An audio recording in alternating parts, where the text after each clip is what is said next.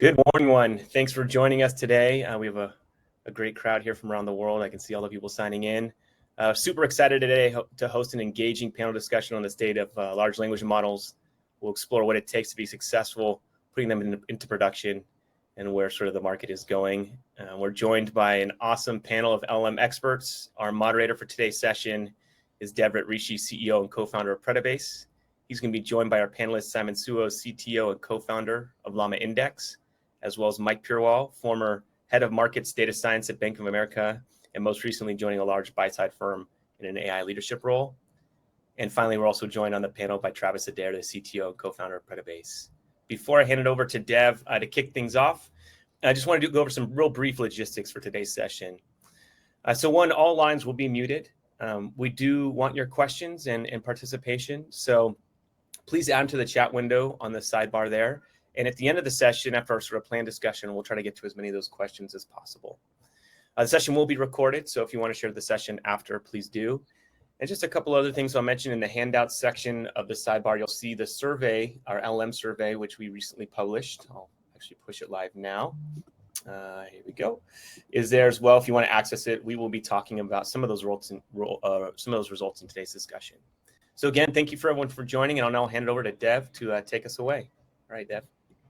Thank you very much, Michael. And thanks everyone who joined today. We're really excited for this panel that we have together.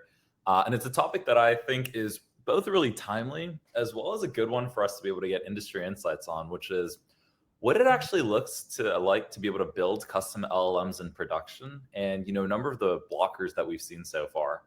As Michael mentioned, I had a number of questions that I wanted to be able to ask our panel to be able to get the discussion started. And then I'll try and save some time in case folks have some questions that they'd like to be able to ask in the chat. So please do get involved and share some of your thoughts kind of continuously there. To get us started, I want to start at what feels like the beginning of the LLM hype wave, which was that ChatGPT launched last November, and it reached 100 million users in 2 months. Not long after that, in February, Meta's Llama model was leaked. And since then, it feels like there's been a frenzy of new models and LLM-powered applications released every week. And the interest kind of permeates every boardroom that we see in C-suite discussion. When we surveyed people earlier this year, nearly 60% said they were using LLMs, and another 27% had plans to start using LLMs in the near term. Only 15% of the organizations we talked to said that they had no plans to actually start to use LLMs. So that brings me to my first question. What exactly is driving this LLM mania? And in particular, we've had not so large language models for a while, like BERT and other transformer models. So why the sudden interest? And I was thinking, Travis, this might be an interesting one for you to be able to start off with. Yeah, thanks, Deb. I mean, I think the interesting thing about it is that a lot of us who've been in the ML industry, certainly since 2017, when the Attention is All You Need paper came out, have been really excited about the potential for this technology for some time. Predibase, the company that, we co-founded, we founded it almost 3 years ago, focused on building advanced deep learning and NLP tech because we're really excited about this space. And interestingly enough, I feel like on the algorithm side, there hasn't been a lot of crazy advances since 2017. It's really made these systems like bigger and more capable. And we've been seeing, like 10x order of magnitude growth in the size of these models like every year or so for some number of years now. And that's really been due to advances on the hardware, like GPUs and other accelerators, software like the Horvath project that I worked on, and deep speed, flash attention, better abstractions like Ludwig, and then also like platforms and infra like Predibase and Modal and others. And crucially, like better and better data, right? And so when you put all these things together, we had this ChatGPT moment, late last year around November, which was the first time that all of this, was packed into this really delightful consumer-facing product that really showed what these systems were capable of. And I think when we think about what's different about this versus, the pre-ChatGPT era with BERT and other models like that, I kind of think of two things in particular that stand out to me. One was something that came out of this Instruct GPT paper that OpenAI published in 2022, which is this idea of being able to prompt the model in very specific ways to get it to follow instructions. And this led to things like in-context learning, where you can get an LLM to do really well at a task by giving it only a few exemplars of what you want it to do. And that kind of led to the rise of prompt engineering, where you want to like iterate on how we prompt the models to get to do better and better at certain tasks. And then, of course, retrieval augmented generation, where instead of curating these prompts by hand, you hook the LLM up to like a database or a vector database to insert the prompt context and get it to do really well at a task using a big corpus of data, right? And then I think the other big thing that's really different this time is the types of use cases that people are solving. So it used to be that ML has been very focused on predictive AI, like forecasting and content moderation and recommendation. It's very valuable to businesses, but it's a little bit abstracted away from like what we intuitively find very exciting about AI.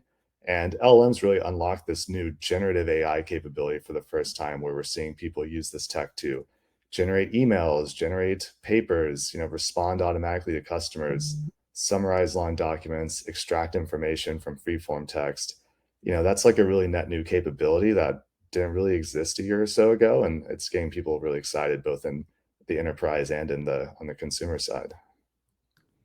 That's a really nice point, which is like, I think LLMs are a new technology enabled by these infrastructure providers, as well as what OpenAI proved out with instruction tuning on ChatGPT for how to be able to use it. And I like where you were going towards the end, which is that's new technology with a new platform. It's also enabled a new set of use cases. And so actually that's, a great time to be able to bring Mike into the discussion, because I'm curious, from a business perspective, as someone who's worked directly in capital markets, why do you think the innovation is so game changing? What in your mind are some of the use cases that you think are the most compelling ones organizations can tackle today? So thanks. I think, when I see this wave of LLMs in the last year and the excitement it generated, I really think back to about 5 to 10 years ago, mid 2010s, when I was on the trading floor, and this first AI wave was out there, this hype that was generated, and traders and people in the business would come up to the data scientists and the quants, and they'd really be excited. They said, we want to use this AI to enhance our business, but they didn't know how to describe the use cases. And so it took a while for the two sides to communicate and build that sort of relationship where they can specify, exactly what to be built. And ultimately, it turned out that maybe the traders didn't necessarily need AI. Simpler models, like we joke, lasso or linear regression, could actually go a long way and provide a lot of value. So the hype, while we didn't end up using anything particularly fancy or didn't need to, it still generated business value because it got people engaged in the conversation, meaning the traders and then also the quants. The current wave has sort of a similar disconnect from what I can see. In finance in particular, a lot of the NLP or the unstructured data use cases have not been fleshed out yet, right? It's not completely articulated. Quants in finance, they tend to focus on structured data and tabular data. So this is sort of a new frontier for them. But the excitement that GPT and OpenAI sparked really forced this conversation where traders and business come up and say, what can we really do with our text data? And that conversation is happening right now. And people are coming up with solutions to new problems we've never attempted to address before. And so I think what's really important is to capitalize on that enthusiasm. And while, maybe LLMs aren't always the solution, you mentioned BERT or simpler models, this is an opportunity to solve business problems that should always be capitalized on. That's awesome. And I think that like progression of models, from financial services, for example, starting with linear regression all the way now to like these larger pre-trained transformers that allow you to take advantage of text and other data is really critical.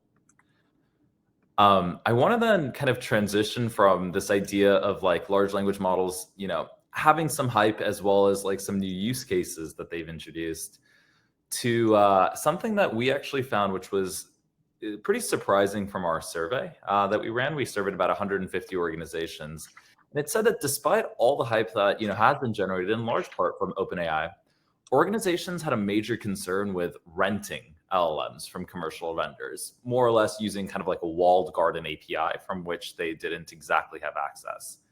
In our research, about 23% of companies said that they plan to use commercial proprietary LLMs. The rest cited blockers such as sharing sensitive data, growing costs, concerns around ownership, and others.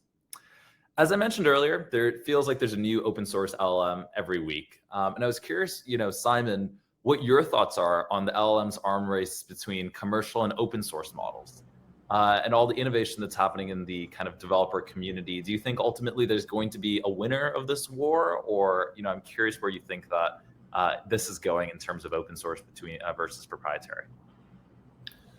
Yeah, I think we'll be in a world where people will use both open source and commercial. And I think the way I look at it, I like to break it down by the use case and capability. So right now, the commercial models are a lot better at reasoning. So for example, OpenAI GPT-4 and Cloud 2 are really the ones that can help you deliver good evaluation performance over large language model generations, as well as allow you to do multi-step reasoning very well. On the other hand, open source models are iterating and catching up very, very quickly. So I think the best way to discuss this is by talking about different use cases. And right now, I typically look at it in like two different axes in terms of use case. Simple reasoning on one end of the spectrum towards like complex and multi-step reasoning. And on the other end, on the other axis, sort of the passive interaction with large language model, whether that's summarization, translation, or schema extraction, or the more interactive use cases where a human is in the loop, where you're generating questions or doing multi-step conversation with the large language model. So for the more interactive and complex multi-step reasoning, I believe that it will necessitate a commercial model, at least right now, even though the open source models are catching up quickly. And I think right now we're very much seeing a mixed use of these, depending on how level of capability you need for your specific use case.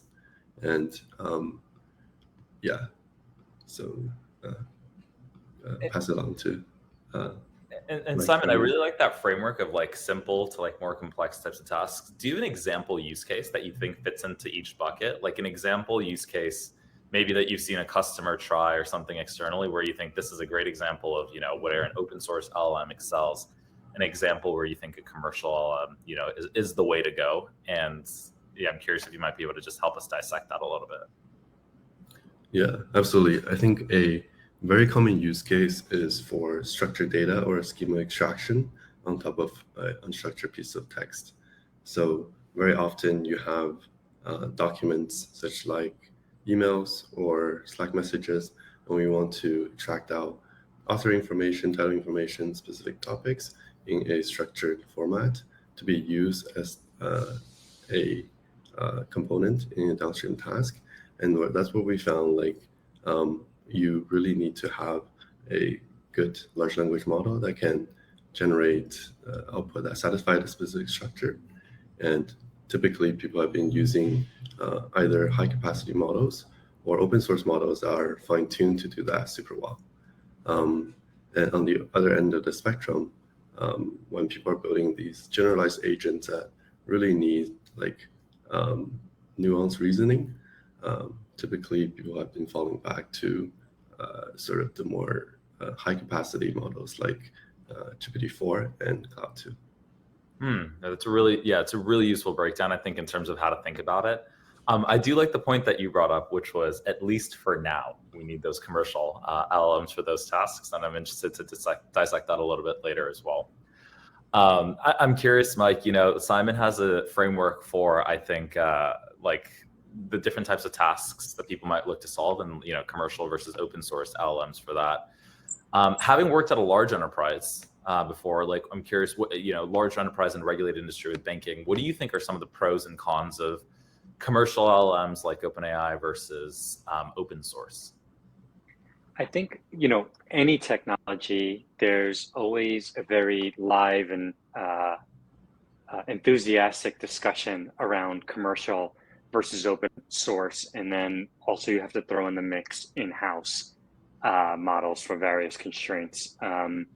And what you see for LLMs in particular right now is that NLP is really not a core competence for most sell-side markets organizations relative to tech orgs. So, in-house is really not a place where there's an emphasis. So it's really commercial versus open source. And the advantage of the commercial products out there is it allows for a quicker time to market in terms of prototyping. So with OpenAI, you can quickly come up with a proof of concept that actually works, or at least demonstrates feasibility. The challenge there is data privacy. So for a lot of the higher value use cases you'd find in a bank, it's a non-starter. They're not going to bring their data across the wall. And so the need to bring it in-house and into their own four walls becomes sort of a longer wait. With open source, I think the advantage there is as you go up the value chain, you'll need to migrate from generalized models that do really well on a broader set of tasks to specific models for narrow applications. And there, having fine-grained control and sort of transparency into what's happening underneath, open source definitely has the lead there. And how important do you think is that fine-grained control and transparency that open source has in working with like in a bank as an example? Like it feels like today, like there's a trade-off between, do I get something really simple and out of the box for me, or do I feel like I actually have that underlying control? And I'm curious like how important you think that has been in banking.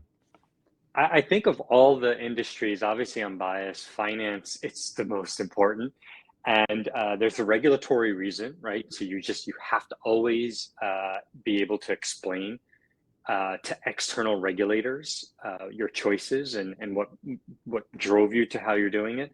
But then also putting on my product hat for a second, when you engage with traders or sort of people making high leverage decisions, they really want to know why the choice or sort of the model prediction that's coming out is doing what it's doing. And so a large portion of development in structured or unstructured data products is about exposing that transparency and explainability.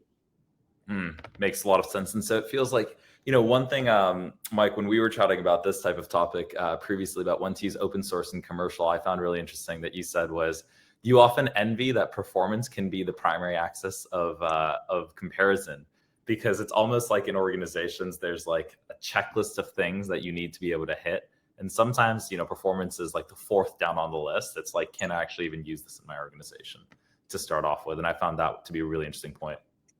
Yeah, I think in large enterprises, there's unfortunately or fortunately, to get to the point where you have a product that you're iterating on, it takes a while, right? And because there's just many stages, right? First, you have to come up with a use case, then you have to prototype, then you have to gain stakeholder buy-in that the prototype is worth it. And then you begin to sort of work on your F1 score or your accuracy or whatever your evaluation metric is. And so, like you said, it's not always the first thing we're looking at. And Travis and Simon, I'm curious, to ask kind of a historical question, which is like, I'm curious, like, have you ever seen this type of split between open source and commercial in kind of historical machine learning? Where we've seen a competition between these two types of models. Like, I'm curious, Travis, in particular, we haven't heard on your thoughts on this. Like, what is your thoughts about, whether the future of most of the models that get developed here will be open source models or commercial models or kind of combination of the two? Yeah, I mean, certainly I think this is the first time we're seeing this phenomenon play out, because this is the first time that models are useful for specific business cases without having to train them on proprietary data. Like being able to take a totally pre-trained model, do nothing to it, and like derive value from it is kind of a net new thing, I would say. And definitely, I think that kind of to Simon's point earlier, proprietary models definitely have the advantage in terms of general purpose utility, and they probably will continue to for the foreseeable future. And so for certain consumer applications like ChatGPT and things like that, where an individual consumer isn't going to go off and train their own specific model because the ROI on that is just not there, right? Like the proprietary models will probably continue to have a big advantage. But definitely when you look at the enterprise and you think about, the ROI of fine-tuning a, very specialized, smaller task-specific model for a particular business case that has, thousands of QPS and, it's like saving the company millions of dollars a month, right, to have that thing running, they're definitely going to try to eke out every ounce of efficiency that they can out of it. And so, the idea of having a general purpose model be the kind of backbone infrastructure for that can do your task, but then also does all these other things like generates poetry and whatever, it just seems like not the most cost effective thing to do for your business, right? So definitely, I think, having the fine grained control, being able to build smaller task specific models over time is going to be an essential feature. And open source is really the only viable path towards that I see. Yeah, Travis and I were in a customer meeting where I think we heard our favorite quote, which was generalized intelligence is great, but I don't need my point of sale system to be able to recite French poetry. And I thought it really spoke towards like, how are we using the capacity of each of these models and also constraining the space of what it might say to be useful overall. So I think it's a great point. I liked, Travis, that you started to bring up that there are challenges like data privacy, that exist, but also other ones like the infrastructure and others that are happening when you try to productionize LLMs. There's actually a whole host of challenges that users and organizations run into. In my mind, it's most starkly displayed by the fact that 85% of organizations are experimenting with LLMs today, and only 13% have an LLM in production.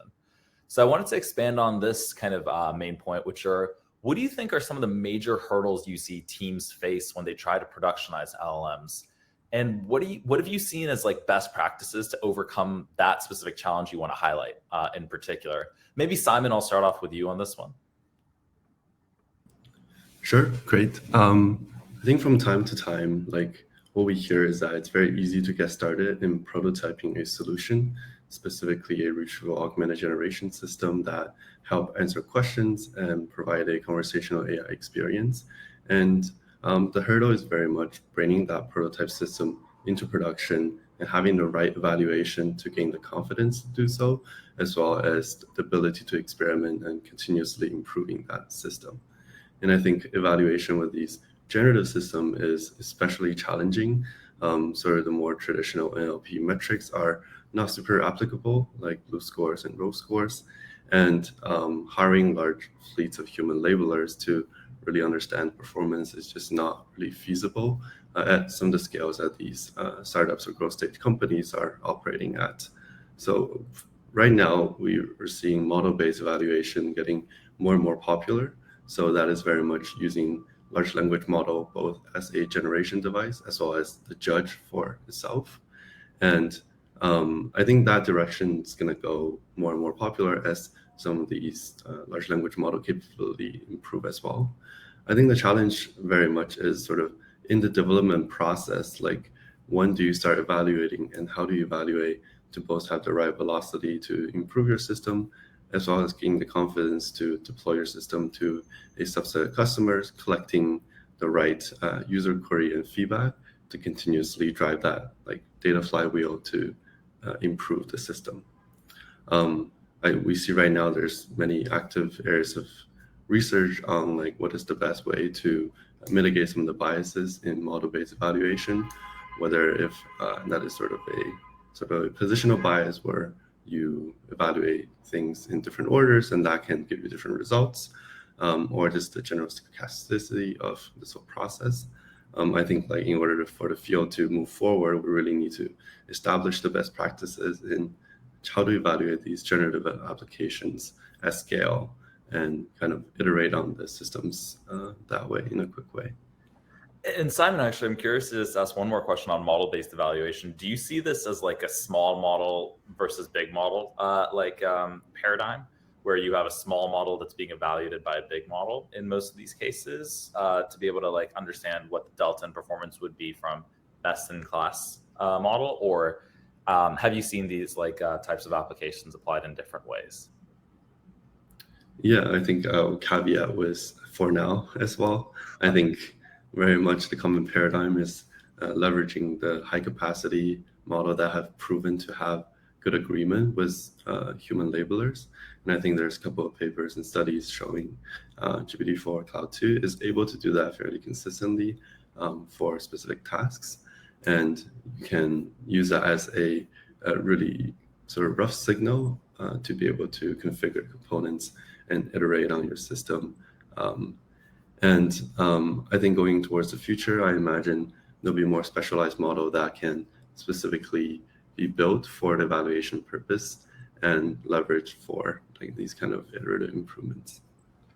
Really useful. And I think, model evaluation consistently comes up as a question customers have in terms of like, how do I actually make sure it's saying the right thing? Maybe Travis, I can go to you next. Key challenges or major hurdles you see when teams are trying to productionize LLMs, and any best practices you think exist to overcome those. Yeah, I mean, definitely if we're focusing specifically on the subject of, in-house custom fine-tuned LLMs, open source LLMs for a moment, I think cost is a big one that people are running into. Is like you start with proprietary model API like ChatGPT, and the cost is really well constrained because it's a big multi-tenant system that they're able to distribute the costs across all of their consumers, right? You're only paying for the tokens that you generate, et cetera. But once you want to take that in-house and deploy one of these big models on your own dedicated infrastructure, suddenly you have to wrangle with the fact that you require multiple high-end GPUs to serve this. And if you're serving it 24/7, you're running it in the cloud, that can very easily add up to thousands of dollars per month. And it just starts to look very cost prohibitive compared to using an API, right? And then, in particular, if you're going to be doing fine tuning for every single task that you have in your organization, very quickly you have like tens of different LLM variants, right, that you want to serve. And if every one of these is a dedicated deployment, that becomes just completely prohibitive for if you're going to do it like the very straightforward way. So in terms of what solutions, I think are out there, definitely this is something that, I've been thinking about a lot, in the capacity of what we're building at Predibase. And, I think a lot of companies that are trying to, really make the open source side of it successful are thinking a lot about it. And those would be things like serverless architectures that allow us to dynamically scale up and down LLMs, when there's bursty demand. Like, for example, maybe you don't have the LLM running at night when no one's using your product or something. Packing multiple of these fine-tuned LLMs into a single deployment to avoid the overheads. It's oftentimes when you use things like LoRa or QLoRa, you're not training the full model. You're just training these delta weights. And so you can, dynamically load those in to a single deployment without having to, do a separate deployment just for that. And then, as we mentioned before, training these smaller, more specialized models that are faster and cheaper, that don't have all the baggage of, doing these extra tasks that you don't care about. And then finally, like, can we look at things like offline batch processing to, process large amounts of data in one pass? You only have to run the system for an hour a day or something like that, instead of having to keep an endpoint up 24/7 if what you do doesn't require that level of real-time, updating, right? So I think there are lots of things that people are going to start looking at when they encounter these cost barriers. And, those are some of the things that I think are preventing people from getting value on the open source side. Whereas, ChatGPT's got a lot of users today, but I think the level of adoption of open source in production right now is not nearly at that point yet. And these are some of the reasons, in addition to, of course, what Simon said, which I completely agree with.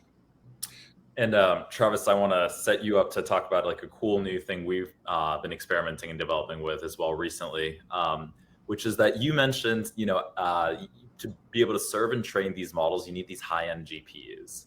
And there was actually a question in the chat earlier, which was, I can't get A100s anywhere. It's not even being able to be efficient, but if I go to AWS tomorrow or Azure or GCP, think there's a pretty good likelihood that the A100s that are often required for being able to either fine tune or even serve some of the larger variants of these models are not available. Is it like, what are the paths forward for any users that might be running into those types of challenges? Yeah, well, I mean, definitely, this is a very real challenge today, is that there's way more demand for GPUs, particularly the high-end A100s and H100s, than there is capacity. And much of that is being sucked up by, some of the big labs and startups that are very heavily capitalized to get dedicated, capacity for these things. So it kind of creates this vacuum of what we call like the GPU poor, right? The people that don't have access to these things. And I do think that there's a very real need to like service this cohort of people that have reasons to use fine tuning and use open source models, but don't have the deep pockets to be able to spend like tens of thousands, hundreds of thousands of dollars, millions of dollars to buy capacity, right?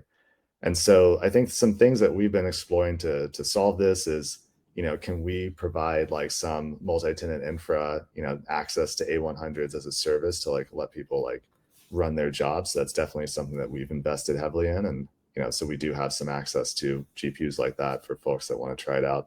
But then the other side, I think, is being smarter about how you use the GPU capacity that is available. So, for folks running in VPC environments, like in their AWS cloud, where that like isolation is very important for their,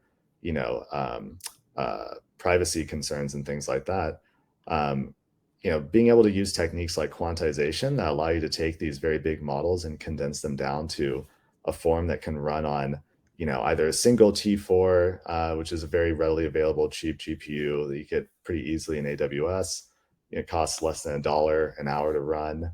You can train a 7 billion parameter model on these things pretty efficiently now. And, with, improvements in distributed training, you can take a relatively cheap VM in AWS that has 8 of these things and train a 70 billion parameter model with quantization as well. So there are definitely ways that, folks like the work that we're doing are investing in to try to do what we can with the resources that people have in their environments. And I think that's going to be a big part of the future story for the foreseeable future, unless, suddenly we have just the whole industry awash with H100s, which, could be the case in a few years, but it's definitely not going to be the case in the next 12 to 18 months, I'd say.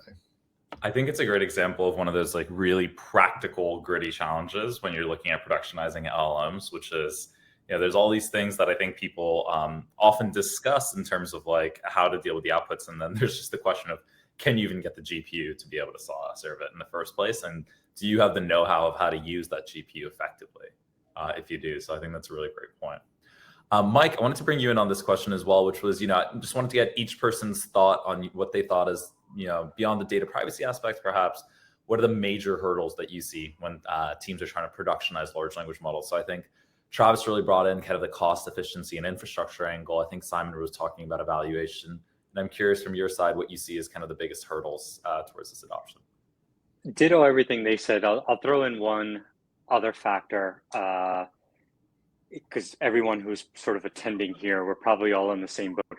I think the human capital is a really constraining factor. So finding people who can actually know this stuff and do it. And the reality is it's all brand new, right? Like, you go to a lunch with some friends and they're doing this all day and they're still learning stuff over lunch because everything's on blogs, everything's on sort of discussions. Modeling has been around forever, but it takes years to sort of develop that touch to be able to bring something to production and have a business impact.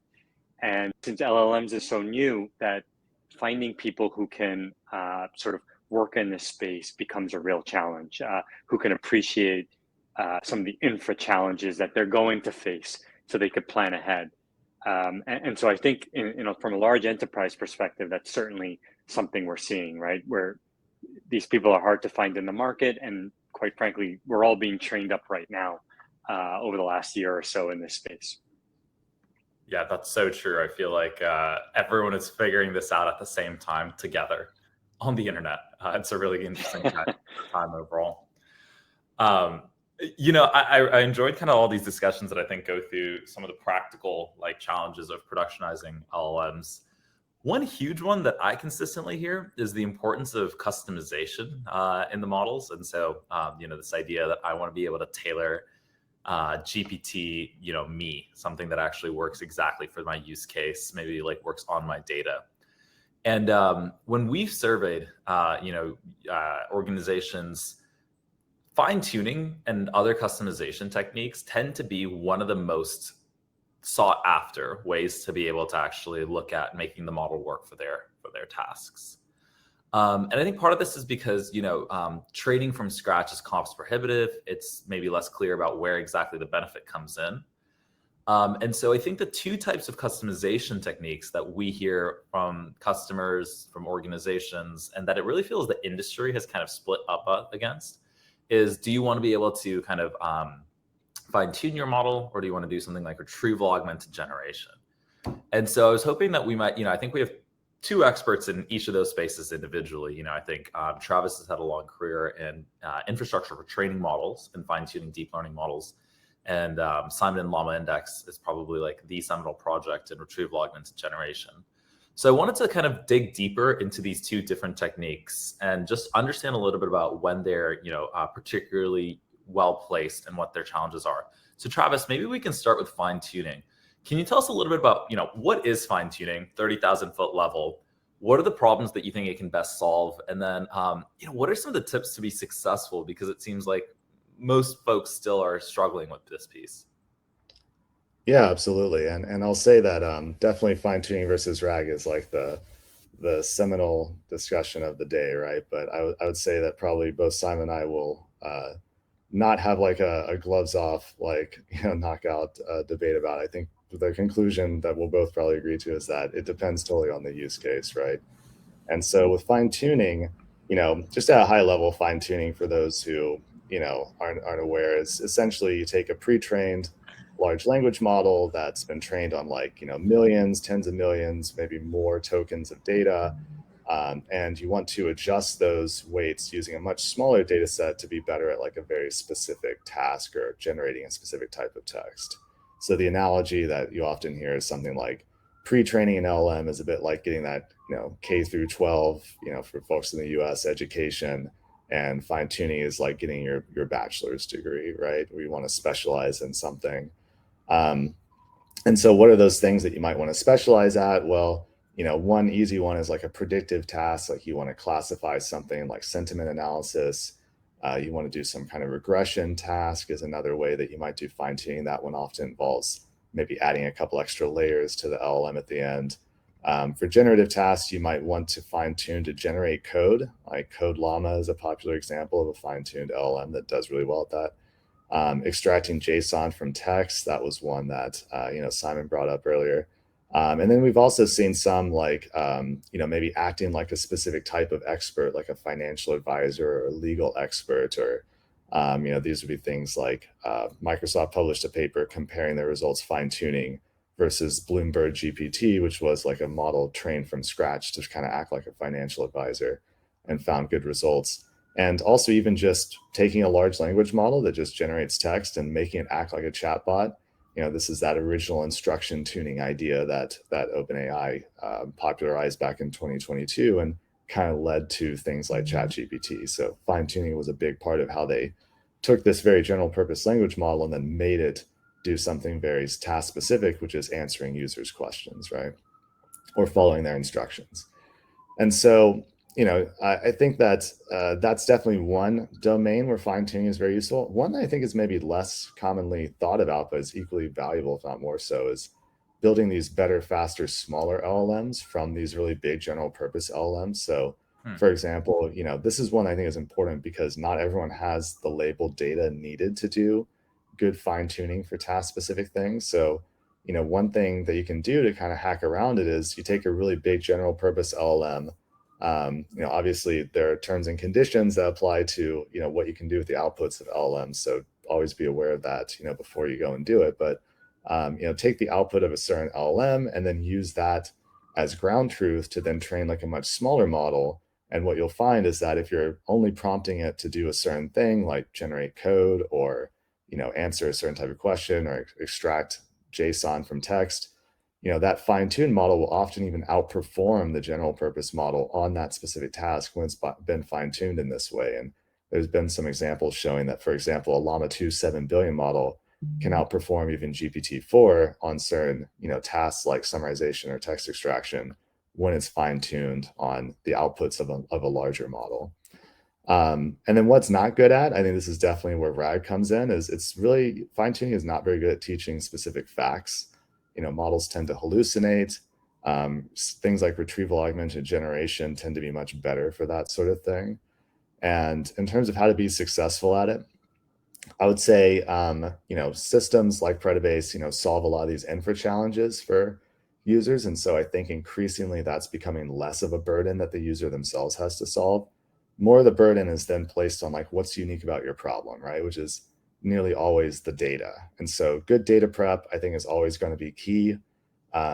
These days you need at least 1,000 high quality examples. This is from the Llama paper that Meta published earlier this year. 10K plus labeled examples tends to be kind of the norm for fine tuning. And most of what the LLM needs to know, crucially, should be in the prompt and context. If you're trying to fine tune the LLM without, to like learn some completely new concept that it was never pre-trained on, that can often be a very difficult hurdle to overcome. And oftentimes that's when you need to go back to pre-training, is if you need to teach it to recognize images or something like that, to kind of learn like a net new concept that it didn't learn during its pre-training stage. Like fine-tuning is much more about adapting the model to generate a certain type of output than it is teaching it, net new specialized knowledge for completely new concepts, right, that it never even encountered before. And I think that's it's a really good contrast, as you kind of talked about, with RAG, or retrieval augmented generation. Simon, I wanted you to maybe, Travis said he wasn't going to take the gloves off. You're welcome to. But I wanted to see if you would be able to comment a bit about what you see for retrieval augmented generation. If you can also help the audience understand it a little bit. We call it RAG, but retrieval augmented generation is like a pretty hefty sounding term. I'm curious if you could tell us a little bit about what it is and how it works. And then similar questions and framing as Travis, and what do you think it's particularly good for, and where do you think, maybe it doesn't quite match the needs? And one additional question I wanted to get from you actually on Simon, so this is the host of it, is do you think that most organizations will ultimately use both, like a combination of RAG and fine tuning? And if so, why? Yeah, thanks. Let me start with what RAG is. The term definitely sounds a little bit more intimidating than what it actually is, right? The whole concept is about breaking down a problem into two components.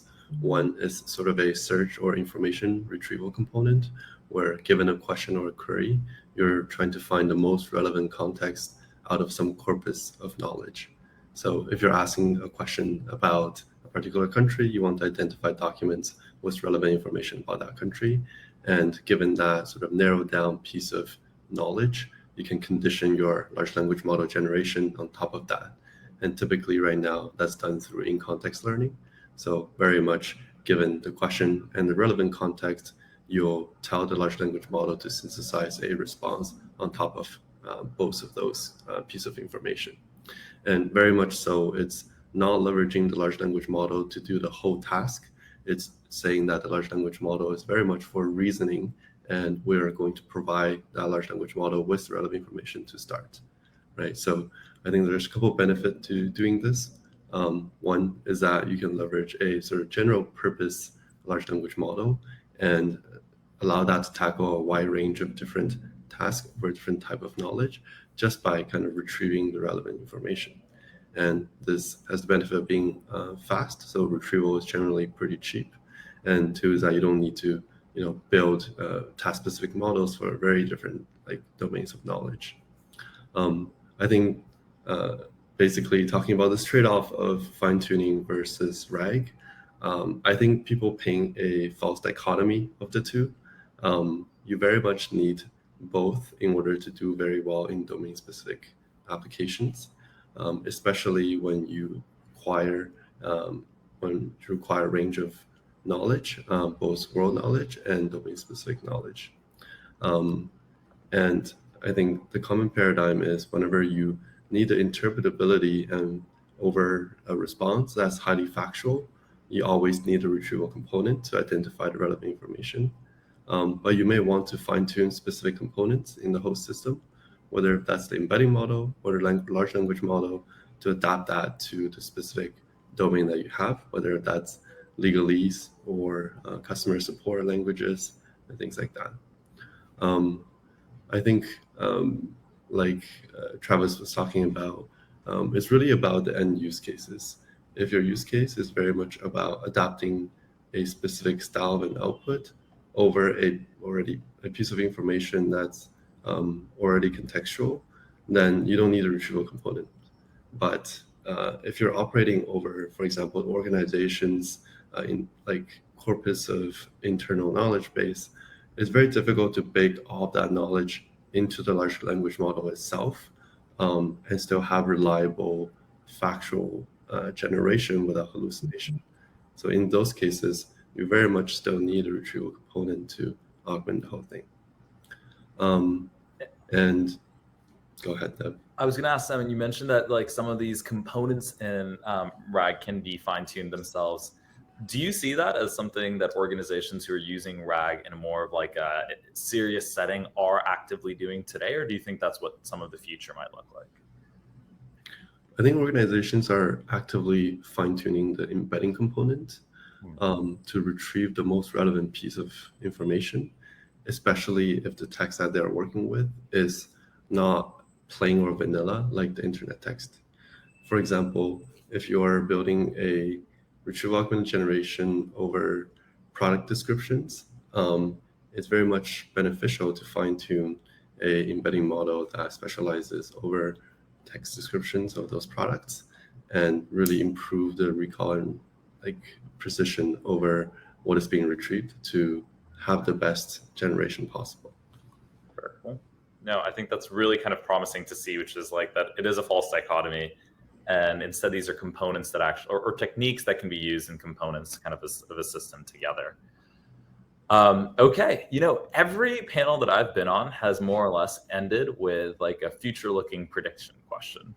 And so kind of for our last set of prepared questions, then I wanted to take maybe one or two from the audience. I wanted to ask kind of our panel to make a prediction for the future. And specifically what I'm curious about is, what do you think is the most like, what do you think is going to change the most from what LLM adoption or LLMs in production look like today versus a year from now? When we do this panel in October of 2024, what are we going to be talking about as like one of the biggest changes that happened over the last year if you were to make a forward-looking prediction? And, just curious to kind of go around the room and maybe get an initial take on this. So Mike, I might start with you and kind of ask where you think that this is going to head.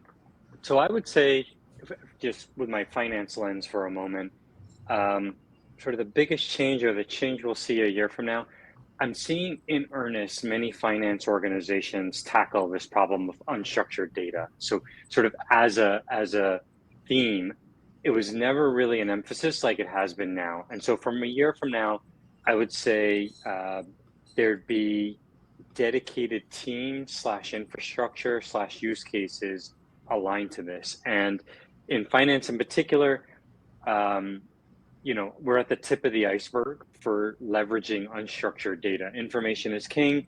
If you can capitalize on information, you can win in capital markets. And so, people are at the tip of the iceberg for what they can sort of unlock from unstructured data. Very cool. Yeah, I think that is going to be kind of a seminal shift for the industry in a large way as well. Maybe Travis, I'm curious to get your thoughts next in terms of what you think is going to change between now and a year from now in terms of LLM adoption. Yeah, well, I definitely think probably sound a little bit like a broken record in talking about smaller task-specific models. But I think one thing I want to call out in particular about this is that I think that from the perspective of ML, AI, and like data science organizations and companies, I think the general process that people are going to take towards building AI applications is going to change pretty substantially, which is that today, if there's a new task that, say, a data science team is tasked with, they have to kind of start with this very experimental stage of, understanding the data, understanding the scope of the problem, and like iterating on different model architectures and being very principled about it. I think that increasingly what we're going to see is that LLMs provide this very general purpose out of the box capability that allow you to get something into production very quickly for a lot of these long tail applications that are still in very early phases. You don't have a lot of data maturity, you don't have a lot of clear understanding of the business value. And so you can like put something out there in production very quickly and start collecting data around like how's the model doing, like what responses is it generating, and then over time start to bring in some of that more principled maturity around data science, like collecting good labeled data, understanding the scope of the problem, and building more task specific models. And so and as those tasks in particular become more high business value over time, right? And so I think in general, what we'll see is that there'll be a lot more readiness to ship things into production, thanks to LLMs, like getting AI in front of customers and getting it delivering value for businesses. And then over time, like a move towards taking those very high value use cases and bringing the costs down, bringing the efficiency up, and building more task-specific models as the data maturity of the organization improves. I like that as like a very kind of pragmatic thing that needs almost to happen for organizations to be able to see ROI on this at a faster pace over the next year. And then maybe Simon, I'm curious for your thoughts on what you think will evolve between now and next year in LLM adoption. Yeah, I think what I'm going to say is very much echoing Travis, like the whole development lifecycle or the workflow going from prototyping to productionizing is going to look very, very different.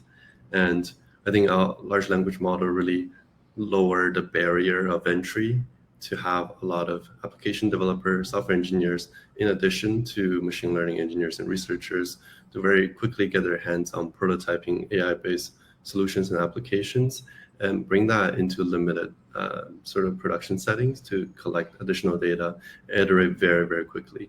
So I think there will be a whole suite of challenges as well as opportunities in empowering sort of everyone working in this domain to help deliver value and very quickly evolve from the initial prototype into a hardened, for example, possibly specialized model, right? There's going to be this switch between, get started quickly with in-context learning and large language model, and have the right development processes supported by new tools and new infrastructure to kind of switch off into a hardened model, right? So I can totally imagine a automated platform where you can very quickly prototype with in-context learning and prompts, and that gets converted in an automatic fashion into a domain-specific, specialized, fine-tuned model when you're ready to bring that into production at a larger scale.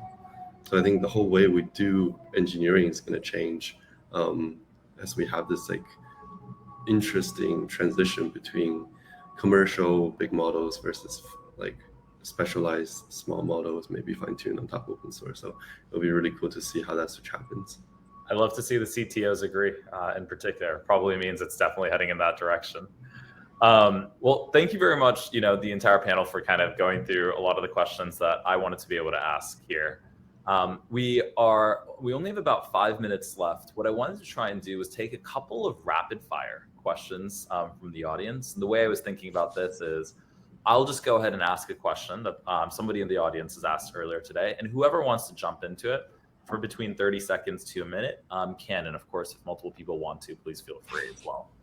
And I'll try and get through maybe 2 or 3 of these in particular before we end. The first rapid fire question is not too rapid, but it's actually it's a pretty technical one, which is like, if you're training using 4-bit quantization and LoRa, does that decrease model performance? This person has, trained Llama 2 using QLoRa and saw that it, hallucinated frequently. Do we think like quantization or any of these parameter efficient fine tuning techniques are really kind of like likely culprits behind that? I was curious if anyone wanted to chime in.